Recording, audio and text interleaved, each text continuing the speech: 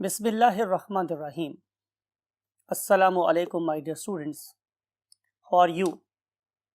Hope you all will be very fine and in best of your health, and you will be eager to have the further concept of exoskeleton. My dear students, आपको याद होगा कि last time हम लोगों ने exoskeleton की simplest form को study किया था, जो मोस्ट ऑफ द इनवर्टिब्रेट्स में एग्जिस्ट करती थी, और आज हम आप लोग डिस्कस करेंगे एक्सोस्केलेटन की सबसे कॉम्प्लेक्स फॉर्म, और हम फाउंडेशन ले करेंगे एंडोस्केलेटन की। आए हम इन बातों को स्टडी करने के लिए मूव करते हैं whiteboard. So let's move to the whiteboard. Yes my dear students, हम डिस्कस कर रहे हैं आप लोगों के साथ एक्सोस्केलेटन का आखिरी फेज, और हम कहना चाह रहे हैं कि हम बात करेंगे मोस्ट कॉम्प्लेक्स एक्सोस्केलेटन की। We want to discuss about most complex exoskeleton. तो हमें मोस्ट कॉम्प्लेक्स एक्सोस्केलेटन जिस फाइलम में नजर आता है, उस पर्टिकुलर फाइलम का नाम क्या है माय डियर स्टूडेंट्स? आर्थ्रोपोडा। और आपको पता है जब हम बात करेंगे आर्थ्रो की, आप पढ़ लिखे बच्चे हैं, हमने किंगडम एनिमेलिया में इन आर्थ्रोपोड्स को बहुत डिटेल में डिस्कस किया, इवन हमने उसकी क्लासिफिकेशन भी पढ़ी थी, राइट। तो ये जो मेरे पास आर्थ्रोपोड्स हैं, हम उन्हें आर्थ्रोपोड्स इसीलिए कहते हैं बिकॉज कि आर्थ्रो का मतलब होता है जॉइंट्स और पॉड्स का मतलब होता है लेग्स, यानी कि ये ऐसे ऑर्गेनिजम्स हैं कि जिनके पास एक्सोस्केलेटन है और उस एक्सोस्केलेटन के अंदर हम लोगों को जॉइंट्स नजर आते हैं। हम इसे दुनिया का सबसे कॉम्प्लेक्स मगर सबसे कामयाब एक्सोस्केलेटन कहते हैं। उसकी वजह है कि इसने अपने अंदर कुछ चेंजेस लेके आए हैं, कुछ अडेप्टेशंस की हैं। आए हम उन अडेप्टेशंस को समझते हैं। सबसे पहली बात माय डियर स्टूडेंट्स ये है कि इस पर्टिकुलर एक्सोस्केलेटन ने अपनी शो की इनवेजिनेशंस, ये देखें, हम ड्राइंग बना रहे हैं आप लोगों के लिए, कि अगर मेरे पास ये एक लाइन हो स्ट्रेट, और अगर मैं इसमें फोल्ड्स बना दूं अंदर की तरफ, you can say something like it, अंदर की तरफ, नीचे की तरफ या अंदर की तरफ फोल्ड बना दूं, तो मैं इस पर्टिकुलर इनवर्ड फोल्ड को क्या नाम देता हूं? इनवेजिनेशंस। तो इस पर्टिकुलर स्केलेटन ने अपने अंदर की इनवेजिनेशंस और उन पर्टिकुलर इनवेजिनेशन के रिजल्ट्स में यहाँ पे क्या बन गई? फरोज बन गई। अब फरो क्या होती है? लाइंस बन गई, राइट। और इन पर्टिकुलर लाइंस के ऊपर फिर क्या अटैच हो सके? Muscles from the inside. तो ये मसल्स को अटैच करवाने के लिए जो जगह थी वो किसने प्रोवाइड की? इन फरोज ने प्रोवाइड की। फिर हम चलते हैं नंबर 2 पॉइंट पे। नंबर 2 पॉइंट क्या है कि ये वाला skeleton that is called exoskeleton, it is not uniformly thick. इसकी मैं कोई मिसाल देता हूं कि अगर ये मेरे पास एक स्ट्रक्चर हो, एक स्ट्रक्चर, राइट, और मैं इसके साथ दूसरे स्ट्रक्चर को मूव करवाना चाहूं, से वो बिल्कुल फ्लैट हो ऐसा ही, तो ये कभी भी नहीं मूव कर सकता। हाँ, ये जरूर पॉसिबल है कि अगर मैं एक खास पॉइंट से इसको नैरो कर दूं और इस पर्टिकुलर पॉइंट से मैं इसको नैरो कर दूं, तो अब ये दो सरफेसेस आपस में क्या कर सकती हैं? मूव कर सकती हैं। तो यही वाला फीचर हमें किस में नजर आता है? इस स्केलेटन में, कि यहाँ पे आपको नजर आते हैं जॉइंट्स। क्या नजर आते हैं माय डियर स्टूडेंट्स? जॉइंट्स। और ये जॉइंट्स जिस जिस जगह पर प्रेजेंट हैं वहां पे डेफिनेटली स्केलेटन इज थिन। नजर आ रहा है आप लोगों को कि हमने इसको इस पॉइंट से थिन कर दिया तो ये शेप बनी, और इस पॉइंट से थिन कर दिया तो ये शेप बनी, राइट। तो खास पॉइंट से थिन नजर आता है, जिसकी वजह से it can change its shape. इसकी वजह से इसकी शेप में चेंज आ जाती थी, राइट।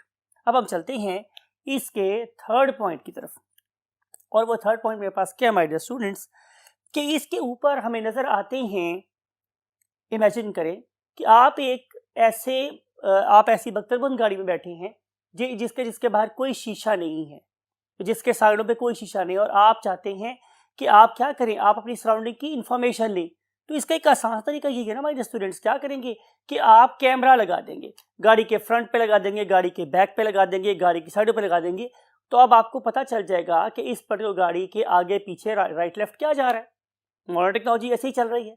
तो ये वाली टेक्नोलॉजी अल्लाह रब्बुल इज़्ज़त ने भी इस्तेमाल की कि ये this organism was something like a बख्तरबंद गाड़ी, क्लोज स्केलेटन था ये। तो इसको इंफॉर्मेशन कैसे मिलती है सराउंडिंग की? दो तरीके से, definitely by developing some sort of sensilla. अब जो इसके सेंसिला हैं, सेंसिला वो किस तरह के हो सकते हैं? पहली बात तो यह कि what is basically a sensilla? Any structure that can sense the surrounding, जो सराउंडिंग में प्रेजेंट चीजों को सेंस कर सकता था। मे बी ये जो सेंस थी किसी केमिकल की थी, वह मुमकिन है ये सेंस किसी लाइट की थी, डार्कनेस की थी, फूड की थी, राइट। तो इस चीजों को डिटेक्ट करने के लिए रब्बुल इज़्ज़त ने इस बख्तरबंद या आर्मर्ड गाड़ी को क्या दे दिया? दो चीजें प्रोवाइड कर दी। उनमें से नंबर 1 मेरे पास क्या था? Bristles, and number 2 are lenses. अब हमें ये समझना है कि इनमें ब्रिसल्स क्या होती हैं और लेंसेज क्या होते हैं। इस पर्पस के लिए आप इस पर्टिकुलर इमेज को देखें। You can see the image of से हाउस फ्लाई और कॉकरोच। तो इसमें आप लोगों को हेयर मूव करते हुए नजर आ रहे हैं in front of the mouth. या आप किस क्रिकेट को देखें तो यहाँ पे भी आपको दो बारीक बारीक से लंबे लंबे से बाल साइड की तरफ को मूव करते हुए नजर आ रहे हैं, समथिंग लाइक जैसे हमारी गाड़ी की हेडलाइट्स होती हैं वो हमें रास्ता दिखा रही होती है। बिल्कुल ऐसे ही ये आगे मूविंग जो टेंटिकल्स टाइप चीज है, that is basically tactile in nature, और ये इसके सराउंडिंग के बारे में इंफॉर्मेशन ले रहा है कि वेदर फूड इज देयर और नॉट, और एनिमी इज नियर बाय और नॉट, और its prey is near by और नॉट।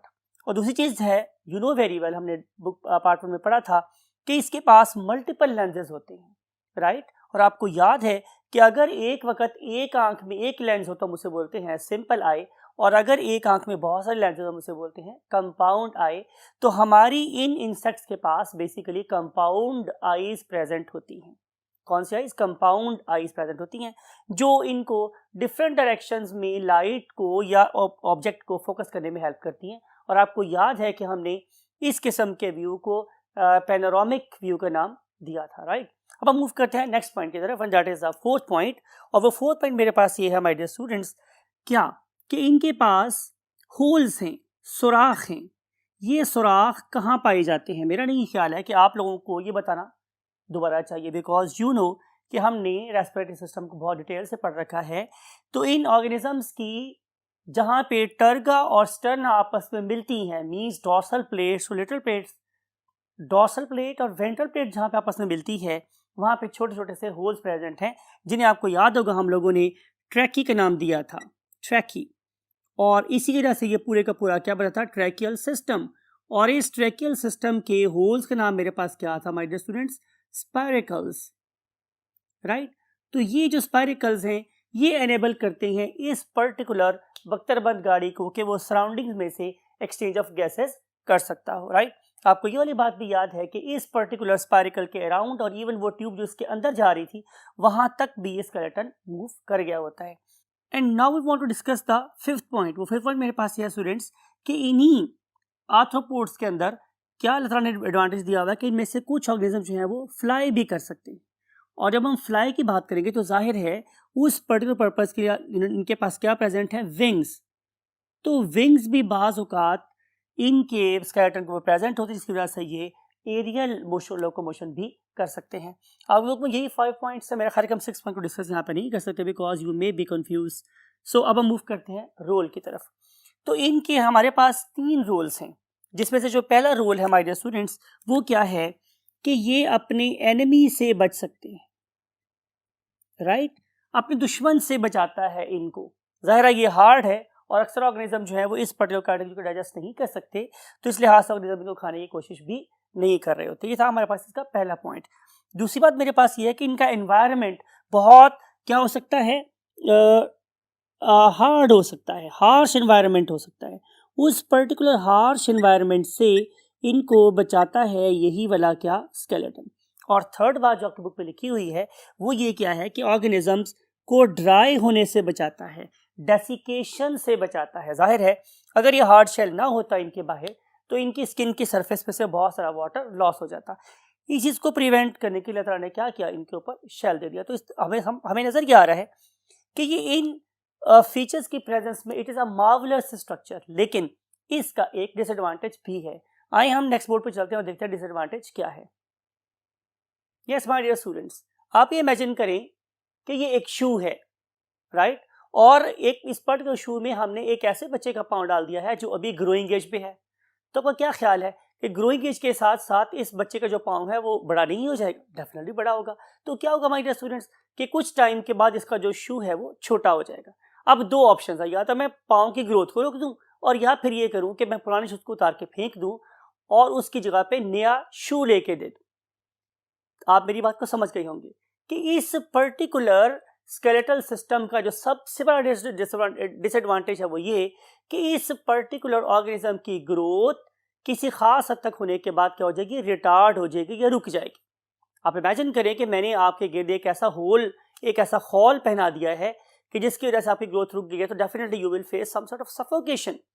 तो आप कोशिश करिए कि इस तरीके से आप उस पर्टिकुलर सूट को या उस कवरिंग को किसी से उतार के फेंक दें, राइट। तो यहाँ पर भी ऐसा ही कुछ हो रहा है। जहाँ डिसएडवांटेज शुरू होता है वहाँ पर रब्बुल इज़्ज़त ने इस पर्टिकुलर ग्रुप को क्या दी है, एक एबिलिटी दी है, क्या कि वो अपने पुराने स्केलेटन को उतार के फेंक दे, उस जगह पे अल्लाह ताला उनको उनसे बड़ा स्केलेटन अता करते, राइट। और यही बात हम यहाँ पे लिखने भी वाले हैं। What is the disadvantage? Disadvantage है मेरे पास स्टूडेंट्स क्या कि there is a limited growth, कि यहाँ पे लिमिटेड ग्रोथ होती है एक पर्टिकुलर सीजन में, राइट, बिकॉज कि जो ग्रोथ है इट इज बेसिकली प्रिवेंट होता रोकना, it is prevented by exoskeleton. तो यहाँ पे एक्सोस्केलेटन की ग्रोथ को रोक रहा है। अगर ये प्रॉब्लम है तो what is it's solution? Solution मेरे पास स्टूडेंट सिंपल सा है कि आप लोग शेड ऑफ का मतलब है उतार के फेंक दें, शेड ऑफ ओल्ड स्केलेटन, पुराने स्केलेटन को उतार के फेंक दें और उसकी जगह पे मेक द न्यू स्केलेटन, और एक नया लार्जर स्केलेटन बना लें, ठीक है। और फिर उस लार्जर स्केलेटन के अंदर आराम सुकून से बैठे हुए दोबारा से ग्रोथ करते रहे। अब इस पर्टिकुलर चीज को अचीव करने के लिए अल्लाह ताला ने इन्हें क्या दिए हैं, 3 स्टेप्स दिए हैं। लेकिन आपको इन स्टेप को अंडरस्टैंड करने के लिए दोबारा से प्रीवियस लेक्चर को अपने माइंड में लाना होगा। वो क्या कि इसके स्केलेटन के हमारे पास 2 पार्ट्स थे। एक का नाम आपको याद है, उसे में नाम दिया था what, epicuticle, that is very thin, और नीचे वाले का नाम मेरे पास क्या था, procuticle, that is very thick. तो यहां से लेके यहां तक जो पार्ट है it is called as procuticle, इसे हम लोग प्रोक्यूटिकल का नाम देते हैं। और ये जो ऊपर बारीक सी है इसे हम नाम देते हैं व्हाट, एपिक्यूटिकल। आप लोगों ने ये दोनों के दोनों माइंड नाम याद रखने, और आपने ये वाली बात भी याद रखनी है कि ये दोनों चीजें मिल के क्या बना रही हैं, एपिडर्मिस। क्या बना रही हैं, एपिडर्मिस। और इसके नीचे यहां पे क्या प्रेजेंट है, ये वाली चीज जिसे मैं रेड ड्रॉ कर रहा हूं, it is called as hypodermis, यानी कि स्किन की नीचे वाली तह, और जो ऊपर वाली है इट इज एपिडर्मिस, ठीक है। तो basically students, my dear students, होना क्या है कि अल्लाह रब्बुल इज़्ज़त ने इन्हें क्या सलाहियत देनी है कि किसी तरीके से ये वाला जो शेल है ये उतर जाए और इसी जगह पर इस हाइपोडर्मिस के ऊपर नया शेल बन जाए। आइए देखते हैं ये वाला काम किस तरीके से होता है। तो सबसे पहली बात मेरे पास ये होगी माय डियर स्टूडेंट्स कि यहाँ पे हाइपोडर्मिस जब फील करेगी कि अब फर्दर ग्रोथ का चांस खत्म हो गया है, तो ये फर्दर ग्रोथ, जैसे बताया ना कि मैंने आपको टाइट ड्रेस पहनाया था तो आपकी ख्वाहिश थी मैं इसे उतार के फेंक दूं, आपकी बॉडी में इरिटेशन स्टार्ट हो गई कि किस तरीके से मैं एक लूज सा, एक इजी सा ड्रेस पहनूं। या आप ये भी, या रात के बारे में कह सकते हैं कि जो टाइम पे आप बहुत चुस्त किस्म के लिबास पहन रहे हैं फॉर एग्जांपल, तो रात को आपकी ख्वाहिश होगी कि आप थोड़े रिलैक्स एनवायरनमेंट में सो सकते हैं।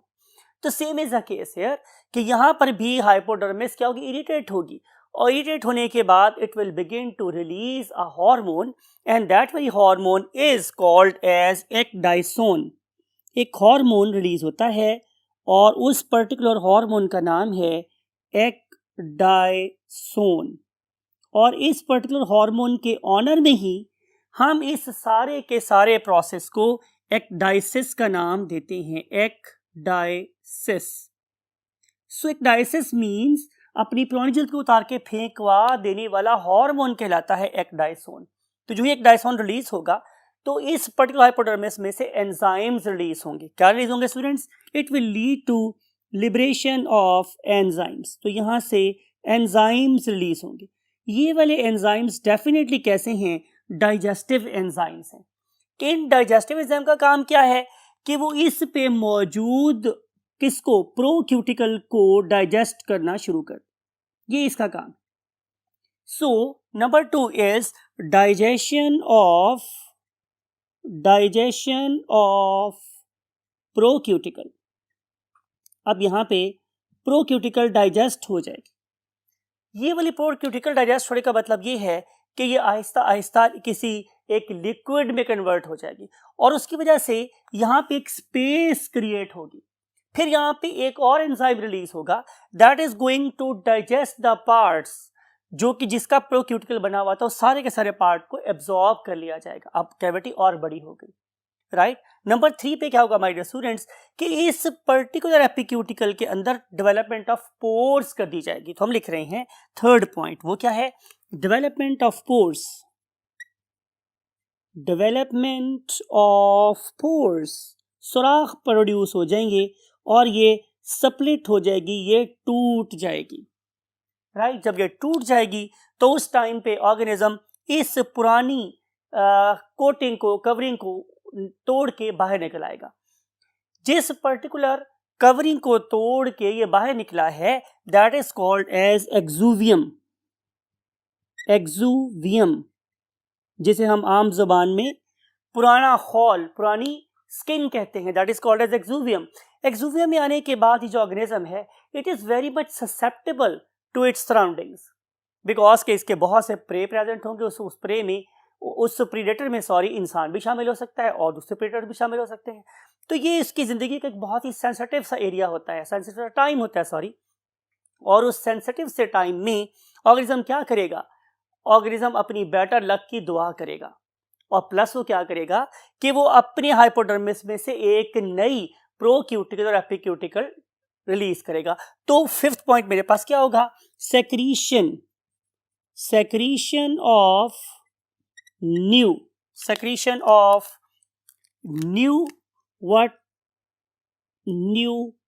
एपिक्यूटिकल प्लस प्रोक्यूटिकल।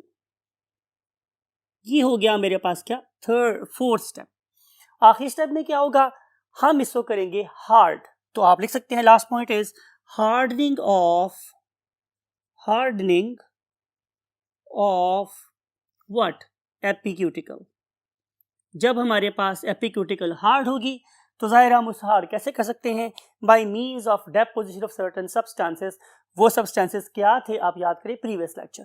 तो जब ये हार्ड हो जाएगा तो organism will have a new larger suit, और इस पर्टिकुलर न्यू और लार्जर सूट में अब इसका बॉडी दोबारा से क्या कर सकती है? ग्रो कर सकती है। लेकिन याद रखने वाली बात वही है कि जो सबसे क्रिटिकल टाइम इसकी लाइफ में आता है कि जब ये अपने पुराने शेल को उतार फेंकता है और इस बात का वेट कर रहा होता है कि मेरे ऊपर एक नया शेल आए और फिर वो हार्ड हो जाए। So that's it for the exoskeleton. अब हम चलते हैं किसकी तरफ? एंडोस्केलेटन की तरफ, और देखते हैं कि what is basically endoskeleton. So let's move to the last column of the board. Yes, welcome in the last part of the board and we are going to study the endoskeleton. बहुत दफा से discuss हुआ, endo का मतलब होता है inner. Endo का मतलब क्या होता है माय डियर स्टूडेंट्स? इनर। अंदर वाली साइड पे प्रेजेंट है मेरा क्या? स्केलेटन या ढांचा। मैंने आपसे बोला था कि अगर किसी ऑर्गेनिज्म के अंदर हार्ड चीजें अंदर की तरफ हों और उसके ऊपर अटैच हो सॉफ्ट चीजें तो हम इसे बोलेंगे एंडोस्केलेटन, जैसे कि मैं हूं या आप हैं। अब मेरी बोन्स इनसाइड हैं जबकि मेरे मसल्स, मेरा गोश्त पोस्ट, मेरी आर्टरीज, मेरी नर्व्स एंड देन मेरी स्किन वो इसके ऊपर लगी हुई है। इट मींस कि मेरा स्केलेटन कैसा है? एंडोस्केलेटन।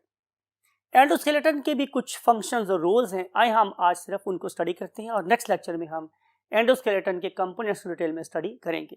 तो पहले हम देख रहे हैं इसके फंक्शंस और रोल्स की बात करते हैं। तो जो सबसे पहला रोल बहुत दफ़ा डिस्कस हुआ वो क्या था मेरे पास my dear students? Yes, you are right, perfect, कि it is basically there to gain a shape and for the purpose of support. तो आप लोगों को सपोर्ट लेने के लिए या अपनी शेप को क्या करने के लिए, फिक्स रखने के लिए, definitely I have to have a hard structure, and that very hard structure is none other than endoskeleton। और अब मूव करेंगे नेक्स्ट चीज की तरफ, और वो क्या है मेरे पास? Protection. Next another very very important thing is protection. आप से डिस्कस हो चुका है पहले कि दोबारा से सारे सीक्वेंस में आपकी बुक के हमें पढ़ाना पड़ेगा ये कि हमारे different parts of the endoskeleton they are doing different types of jobs. For example, मैंने आपको बोला था कि जो हमारी बॉडी का सबसे डेलिकेट पार्ट है, let me say this thing, that is really even very sensitive to touch, right. आप इस मूवी को देखें तो यहाँ पे ये जो मोहतरमा है ये उसी पार्ट को अपने हाथों में लिए उससे उसकी डिटेल दे रही हैं। तो आप देख रहे हैं कि इसके फिंगर के जो क्या कहते हैं क्रस्ट एंड ट्रफ हैं वो भी प्रिंट हो रहे हैं इस पर्टिकुलर स्ट्रक्चर के ऊपर, जिसे हम क्या बोलते हैं? ब्रेन।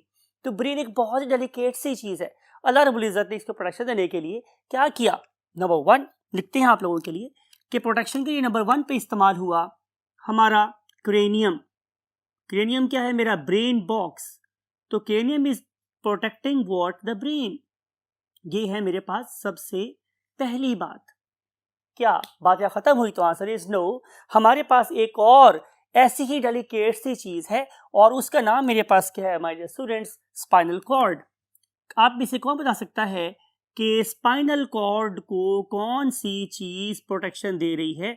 यस, परफेक्ट, आपने बिल्कुल ठीक आंसर दिया है, vertebral column. So vertebral column is there to protect what? The spinal cord.